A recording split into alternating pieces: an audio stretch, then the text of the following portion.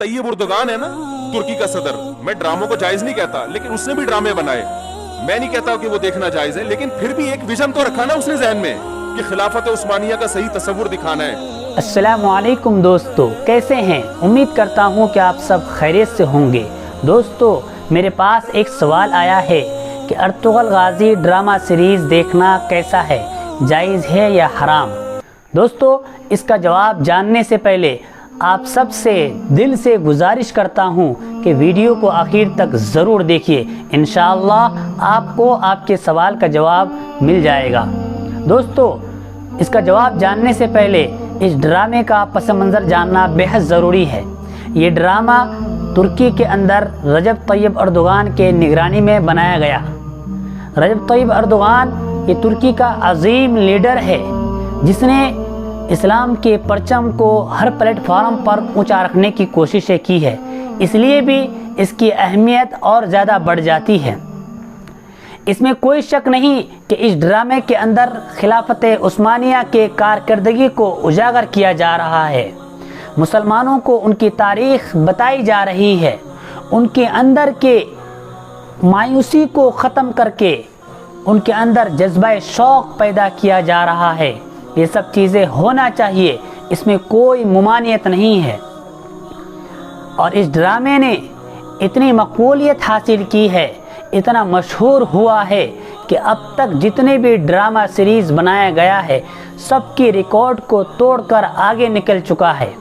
یہ صرف ریکارڈ ہی کو نہیں توڑا ہے بلکہ لوگوں کے دلوں میں اتنا رس بچ گیا ہے کہ ہر کسی کے کالر ٹون پر اس ڈرامے کا ٹون لگایا گیا ہے. اور اتنا ہی نہیں بلکہ اس ڈرامے کے نام سے ہوٹلیں، چائے کافی شاپ لگائے گئے ہیں. دقت یہاں پر بھی نہیں ہے. دقت کب آتی ہے دوستو؟ دل سے سنو. جب ایک طرف اذانیں ہوتی ہے اور ایک طرف ان ہوٹلوں میں بیٹھ کر اس ڈرامہ سیریز کو دیکھا جا رہا ہے، ایک طرف مسجدوں میں جماعتیں ہوتی ہے اور ایک طرف ان سیریز کے کارکردگی کو دیکھا جا رہا ہے، تو دوستو دل پر ہاتھ رکھ کر سوچئے کہ اگر یہ ڈرامہ سیریز دیکھنے سے ہماری نمازیں چھوٹ جاتی ہے، اس کو دیکھنے سے ہماری قرآن کی تلاوتیں ضائع ہو جاتی ہے، اس کو دیکھنے سے ہمیں اپنے ماں باپ کی باتوں کو سننے کا، ان کی خدمت کرنے کا موقع نہیں مل رہا ہے، تو دوستو یہ ڈرامہ سیریز صرف دیکھ کر اپنے ایمانی جذبات کو ابھارنے سے کوئی فائدہ نہیں ہے. یہ صرف شیطان کا ایک دھوکہ ہے.